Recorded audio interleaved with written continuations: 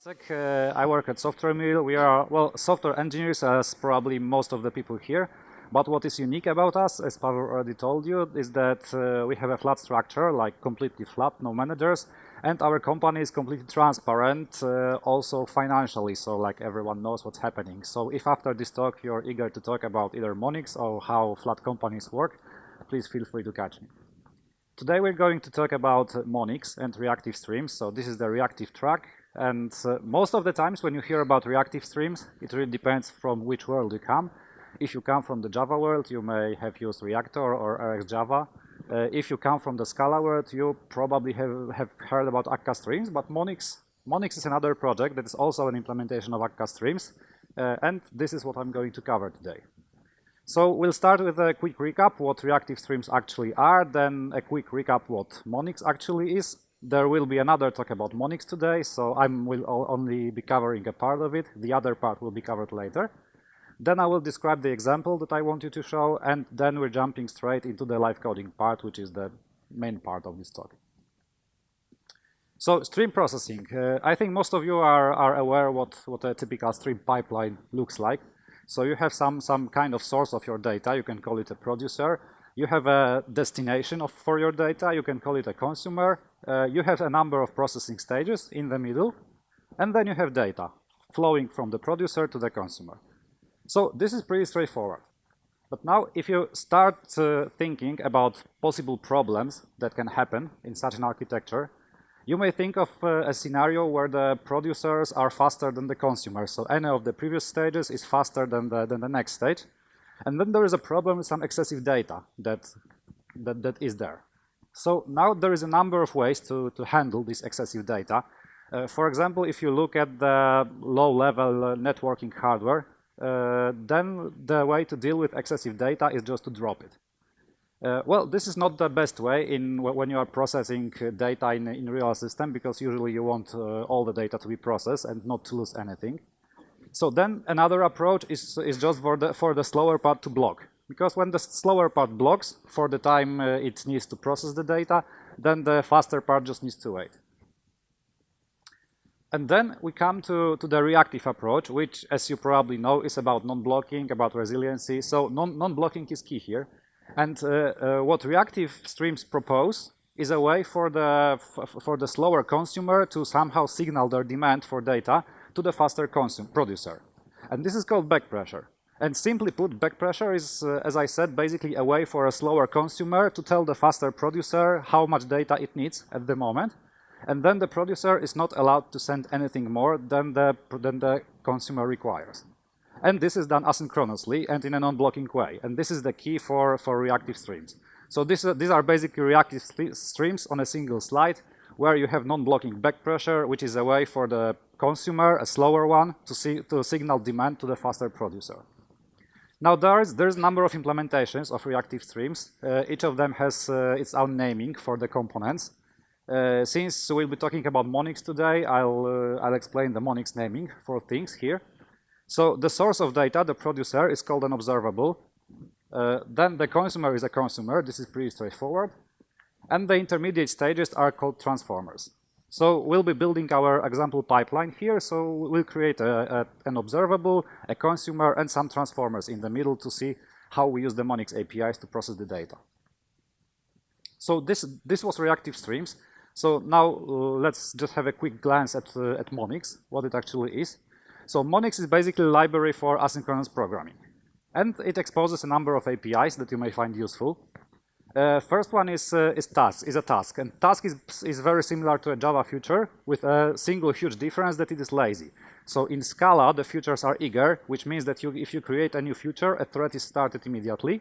So the computation is performed immediately. But in Monix, on the contrary, you define a task which describes an async computation that is not started until you explicitly start it. Monix also offers something called a coeval, which is something similar to a lazy val in Scala. And lazy val in Scala is a way to initialize a variable lazily, so only when it's used for the first time. And coeval is basically like a lazy val or a by name parameter in Scala, but lifted to a type level. So you have a type that represents an instant but lazy computation. And last but not least, we have observables, which I will be using heavily today. And observables is basically a part of Monix that is used to implement the reactive streams approach to data processing. Tasks will be covered in detail tomorrow in the afternoon, and I'm going to focus on observables. So this was the quick introduction to Monix. Now let's just cover the example we'll be looking at today. So our simple use case consists of files, of gzipped files that contain data. The data consists of lines with IDs and values. And you can see that for every ID we have 2 lines, and what we want to do is take every 2 lines sharing the same ID, then do some average computation, which will represent some kind of intermediate processing that you want to apply to your data, and then we'll be storing the data to Cassandra. So we're going to build a pipeline that will do that in a reactive approach, using all the APIs from Monix for it to be non-blocking and reactive. Okay, so that was all for the introduction. Let's now jump to the main part, to the coding. Okay, so here's some boilerplate to start with. It really doesn't have to do much with reactive at the moment. It's a simple method that takes a line from the file, as you remember, and then splits it by the semicolon and converts it to our domain model. Our domain model being a reading. And what's important here that we represent two possible cases. So this is like a data type that represents either a valid reading that has an ID and a value that we're going to store in the database. And we also represent an invalid reading because we'll be using it to be able to create some dummy values where we are not able to compute the average. So this is pretty straightforward, nothing really fancy here. So now we'll start to implement the stages of our pipeline. So we'll start with implementing the pipeline in the middle. So we'll start with defining the transformations, then we'll define the consumer, and at the very end we'll define the source of our data, so the producer. So the first transformation we're going to do is taking a file, so like a Java IO file, and then converting it to our domain model, so to a reading. And actually, I need a quick show of hands here. How many of you are like familiar with Scala? So how many of you do Scala and can understand the code? Okay, so it's most of the people. So I'm happy to hear that. It will be easier. So it's going to be called parse file. Please notice that this is a val. So we're not defining a method. We're just defining a value that holds our building block. It's lazy. It doesn't do anything until we actually explicitly call it. And tell it to do anything. So the type of the building blocks that we are going to create is transformer. And as you can see, a transformer is just a type alias for a function that converts observables. So it takes an observable of type A and converts it to an observable of type B. So that's pretty much it. So the first observable is going to take files, as I said, the Java IO files, and is going to return readings. So our domain model that represents the lines in the files. Now, since most of you are familiar with Scala, I think I can just put an underscore here, which represents the input observable that we are getting, so the default parameter of the function. And then what we are going to do is to create for each file that we have. We're going to create an observable that represents the lines from the file, and then we'll transform the lines into our domain model. So what we'll be doing is mapping each file to an observable. Then we're going to end up with a number of observables, and what we want to do next is flatten all those observables into a single one. So if we want to do mapping and flattening in Scala, we're going to use flatmap for that. This is going to take a file. And now, since the Monix API exposes a factory method to create an observable from a reader, like the Java IO reader, we need some boilerplate to read out to create a buffered reader from our zip files. Of course, we're not going to read the files into memory at once because this is a streaming approach. So we're creating the reader here. And now we can just use the factory method in observable from lines reader, taking our reader. We can actually already do some processing. For example, you may imagine that our CSV files contain a header line, which may be there or may not be. So we have a configuration parameter that tells the application how many lines to skip from the beginning, and we're just using a drop method for that. And now we need to use the computation, the line parsing computation that we defined above, which once again describes using a task, describes an async computation. So what we need to use here is a map task method on the observable that basically takes a task that does some computation. So here we can just, like you can see that the signature matches our parse line function, so we can just pass it here. And that's it for the first building block. So once again, what we did here, we took an observable of files, and then for every file, we created a separate observable, so we ended up with a number of observables, and then we are doing some transformations on each of the file observables, and then flattening them into a single observable that is going to emit the elements downstream. So the next step is to compute the average, so do this intermediate computation. So it's going to be called compute average. And this is once again going to be a transformer. And this time the input type is going to be a reading. So any reading, either a valid one or an invalid one. But what we want to end up with is a valid reading. So an object that has both an ID and a value, which we can then store into the database. So to compute the average, we need to take the source observable. And the first thing to do then is group the readings into groups of 2. Because we want to compute the average for every 2 lines sharing the same ID. And we keep the order here, so we can just use a method called buffer tumbling. It's not called group, it's called buffer tumbling, but what it basically does, it groups the items in an observable into groups of a given size and emits the groups downstream. So here we'll have groups of 2 emitted downstream. And then we want to use the map async method to apply an async computation, so to compute the average asynchronously. So the map async method takes 2 parameters. First is the parallelism level, so the number of parallel computations that are going to be executed, and then the actual computation to execute. So for our in-memory computations, like the average computation, we have a config parameter called non-IO parallelism. And then we're going to define the actual computation, which will operate on a collection of readings, a collection of size 2. Since this is map async, we need to provide a description of an async computation, which in Monix is a task. And then inside the task, we need to actually compute the average. So we'll start with extracting only valid readings from the collection we had. So we'll only take a reading if it's a valid one. Into a collection of valid readings. And now with the valid readings, we're going to apply a rather naive approach with no optimizations to compute an average, but it's like naive for the sake of simplicity of this example. So we'll say that the average, if the valid readings are not empty, we're just going to extract the values, sum them, and then divide by the size of the valid readings.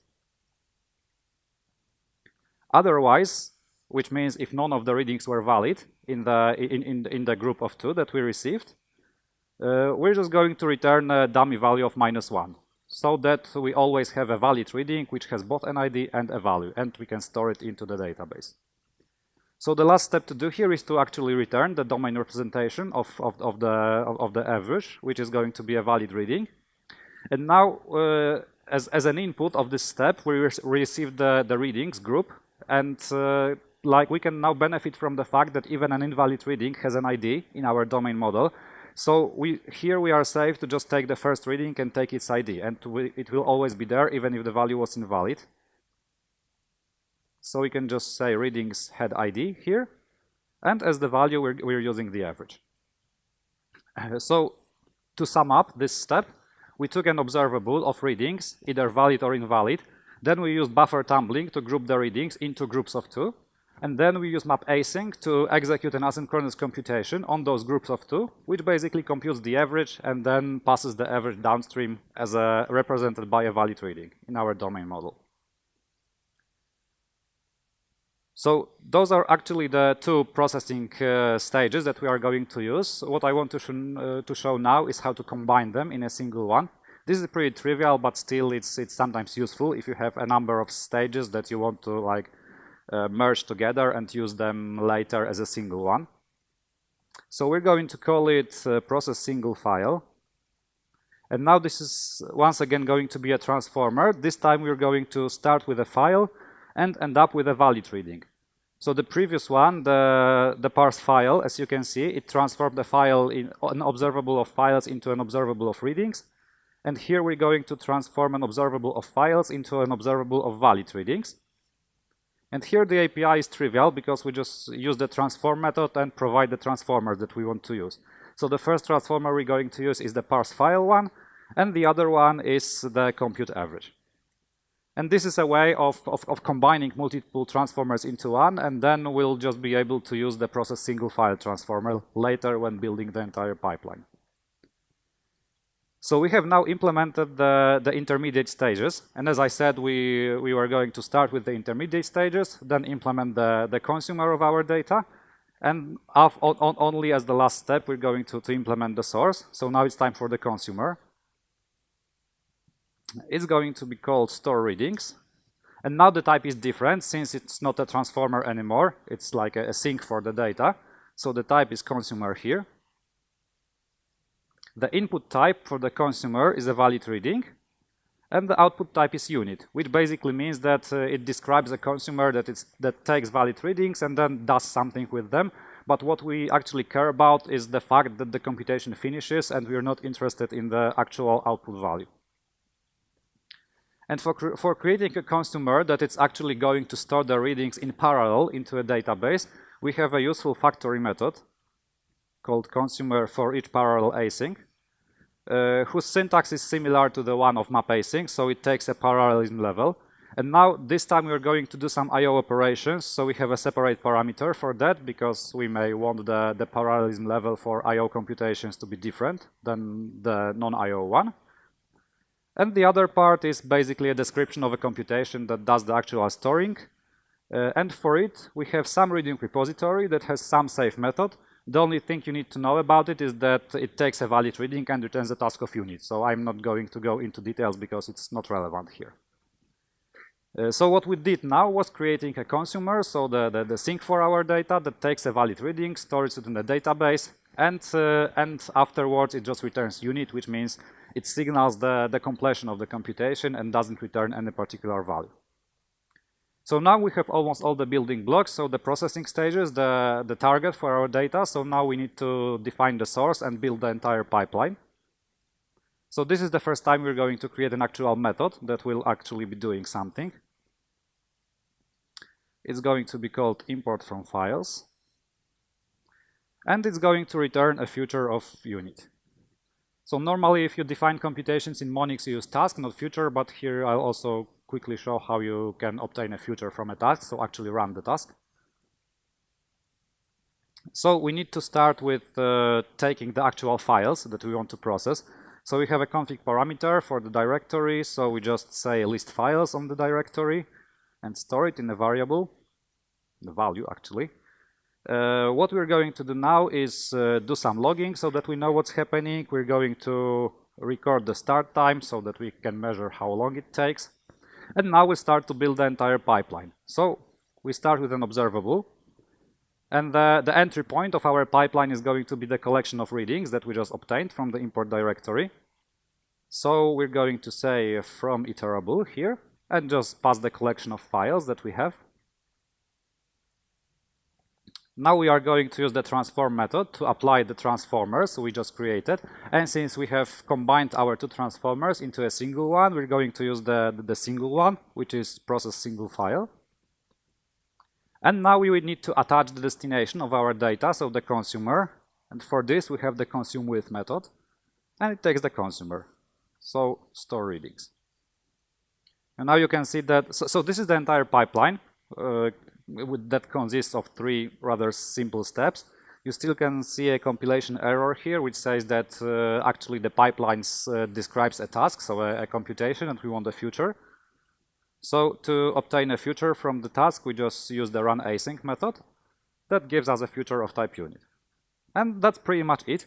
You can do some additional stuff here. For example, you can you have some callbacks when to signal when the computation is finished successfully.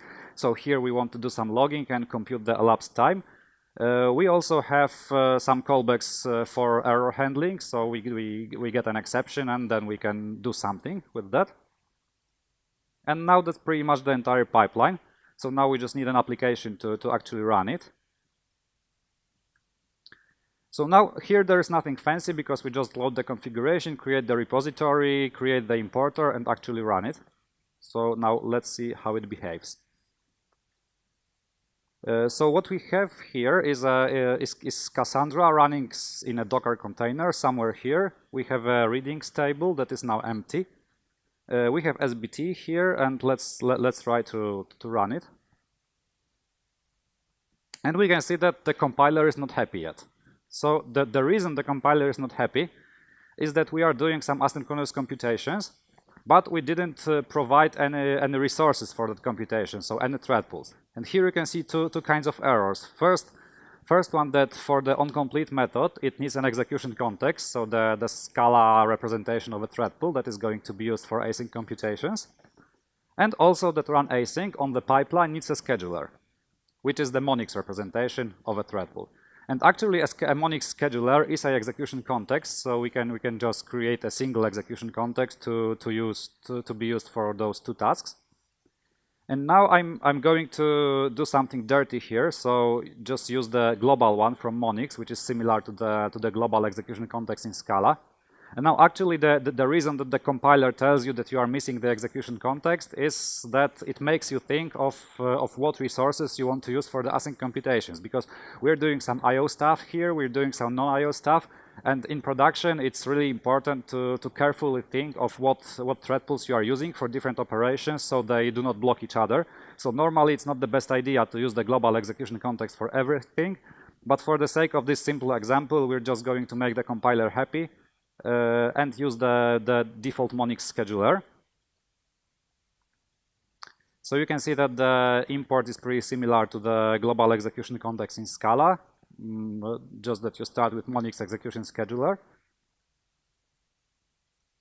And let's get back to the compiler once again. Yeah, so now the compiler is happy, so we're ready to run it. You can see some log statements that say that some of the lines in the files are actually invalid. You can already see the information that the import was finished, so let's see if there is anything in our database. Yeah, so some of the readings were imported, so we're happy now. But let's get back to the code and see what's going on there and if perhaps we can improve anything.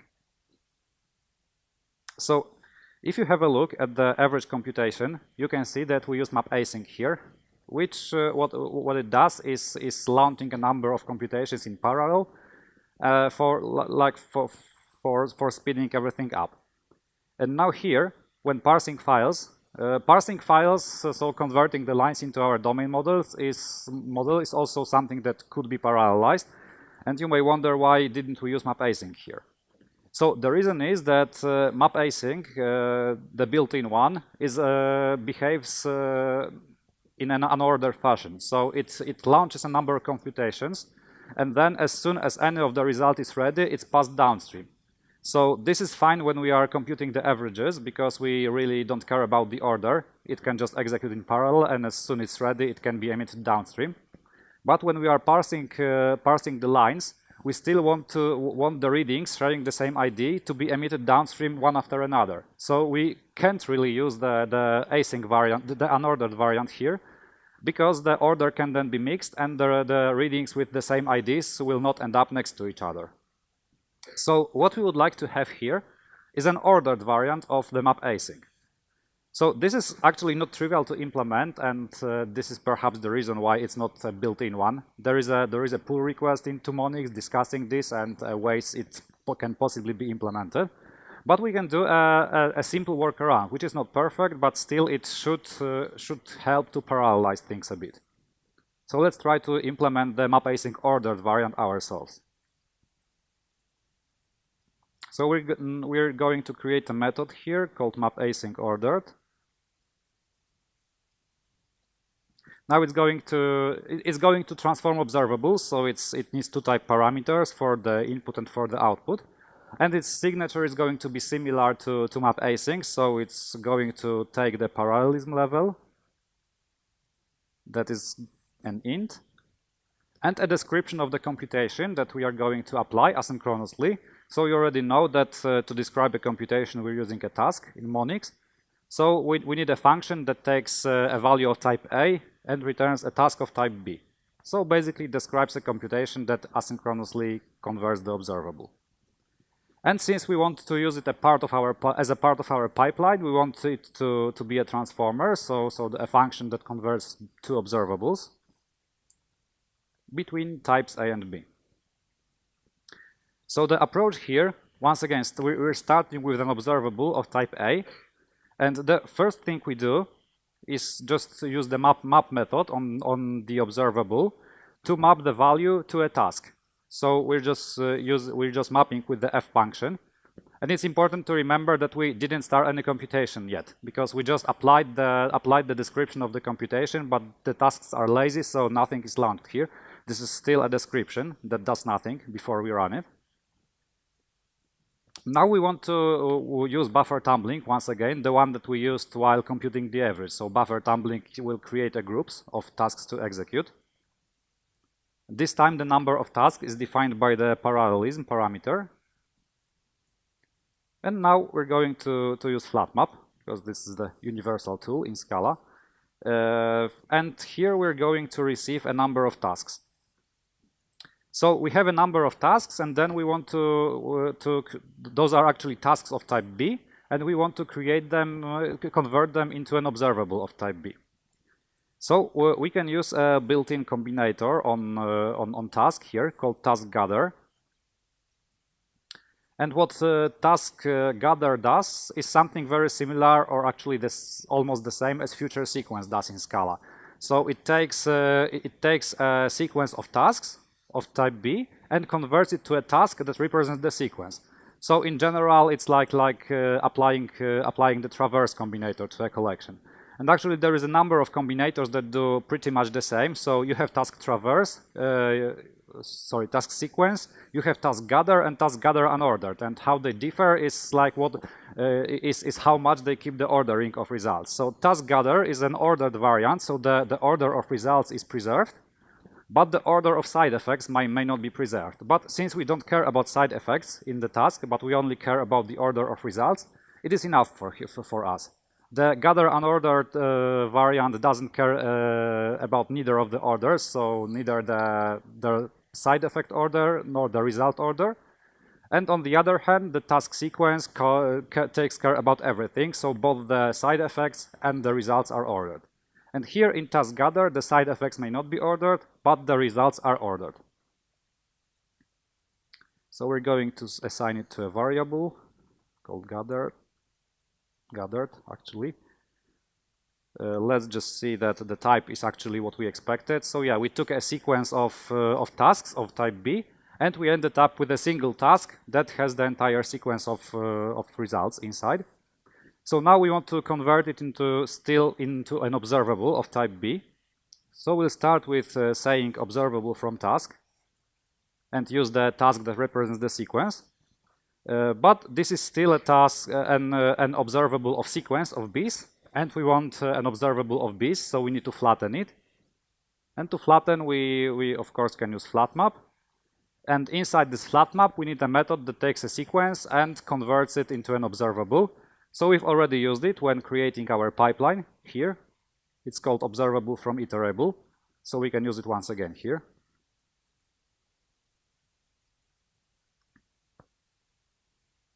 So that's our mapAsync, the ordered variant of the mapAsync method. So once again, what it does, it starts with an observable of type A. Then it uses the map method to apply the async computation described by the function f.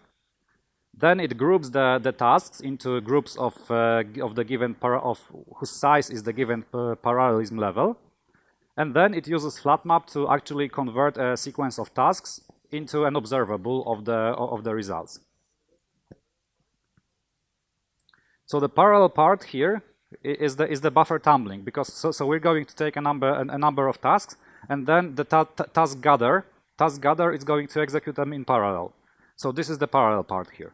And of course it's not perfect, because now if you like get into details how it is going to work, it's going to take a group of tasks and then execute them, and only when the last task finishes, it's going to take the next group. So this is not the most optimal variant, because if you look, for example, at the implementation in Akka streams of the map async unordered, then you should actually use a buffer, and whenever like slot becomes available for the next task to be computed, you should already start the next computation. But here, as I said, it's not trivial to implement. The workaround here is like, it's better than no parallelism at all, but it's still not perfect. And actually, perhaps in the next version of Monix, they will implement the actual buffered ordered version that will be performing even better. So now what we want to do is to use some syntax sugar, so that we are able to use it as we use our other combinators on the observable, so that we can just say observable map async ordered. So for this, this is why I was happy that most of you have a Scala background, because I think I can safely create an implicit class here that is just going to basically add a method to the observable. If some of you is not familiar with Scala, implicit class is basically a way to add a method to an existing type. So here we are taking an observable and we are adding a map async ordered method to the observable, and thanks to that, we can replace the map task, which process a line after another, with the map async ordered. And here we need to provide the parallelism level, which for the non-IO computations is non-IO parallelism. And of course, we're still using the parseLine method here. So this is how we replaced processing a line after another with only map task with our own dummy variant of map async ordered that processes the lines in parallel, but still keeps track of the order of results. So the lines are emitted downstream in the order they arrived. So we can now try to run it, and actually we may be surprised by the results.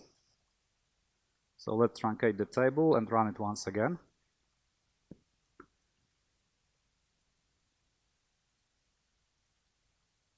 So now it took a bit less than 4 seconds. In the previous run, it also took around 4 seconds.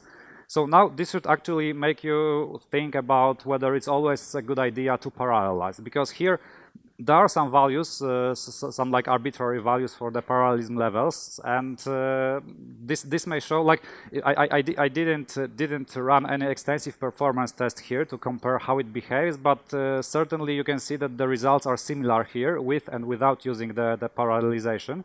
So this should really make you think and remember that parallelization always comes at a cost. So it sometimes may not be a good idea to parallelize at all. But I think that if you actually spend a bit of time here and tweak the parameters and tweak them with your actual domain model and with your actual architecture in mind, this should usually be helpful, but it may not always be. So it's not always good to parallelize. You always need to consider the pros and cons. Okay, so that was the code I wanted to show. And now certainly there is a lot more to Monix and to reactive streams implementation in Monix than that. You have some built-in consumers that can do a number of stuff without writing them by hand, so they can notify you about a completion of some computations. You can do counts, exist, false, and many more things. You can also use multicasting, which means connecting multiple consumers to a single observable, so basically it's a kind of broadcast. And there is a lot more covered in the docs. Actually, here the link is to Monix 2.something still, but Monix 3 is around the corner. There is actually a release candidate version already, and I think it's the last one before the release of 3.0, so this would need to be updated when 3.0 is released. So I encourage you to have a look at the documentation and to try it yourself. If you want to see how it compares to Akka streams in terms of the API and in terms of the internals, I encourage you to read a series of blog posts I wrote at some point. The link will be at the end as well, so you don't need to note it down at the moment. Yeah, and that's pretty much it. And since most of you are from a Scala background, I encourage you to subscribe to Scala Times, which is a newsletter that we are curating at Software Mill. And we're hiring. And what's important is that we are hiring not only senior developers, but also mid developers. And we require you to actually have at least 2 years of experience. So if you have at least 2 years of experience around the JVM, in Java, Scala, and want to try how a flat organization works and just have fun with nice people, please send a CV. You don't lose anything. You don't risk anything. We are normal people. I know that people are afraid of Software Mill, but please don't be. And please send your CVs. We don't bite. So thanks for your attention. All the materials are here. There is a link to the source code on GitHub, to the blog series, and to any other useful resources. If you have any questions, we still have like 4 minutes. You can ask now, or I'll be at the table downstairs after the talk. Thank you.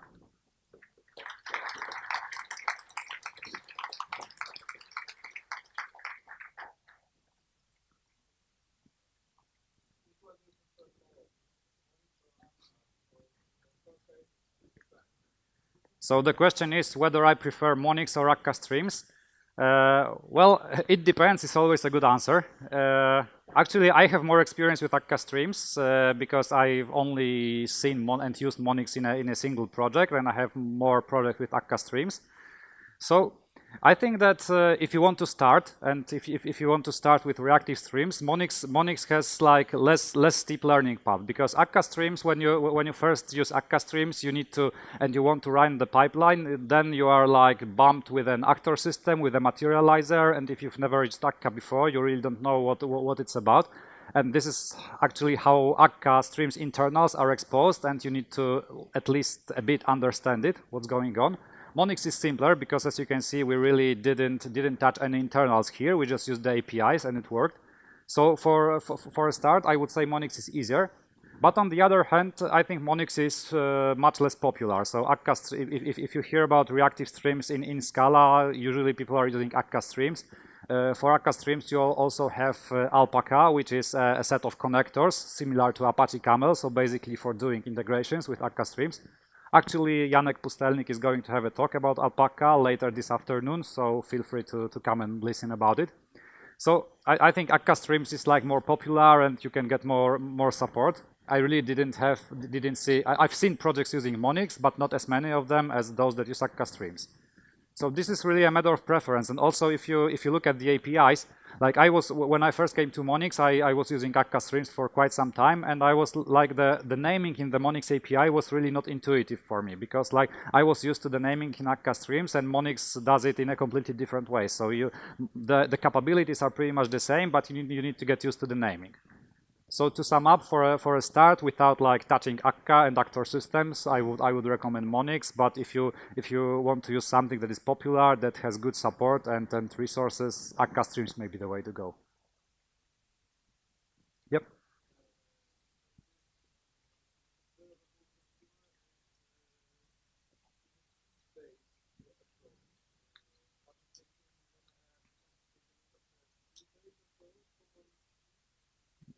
No, I know that iterants are there in Monix 3, but I actually haven't used them.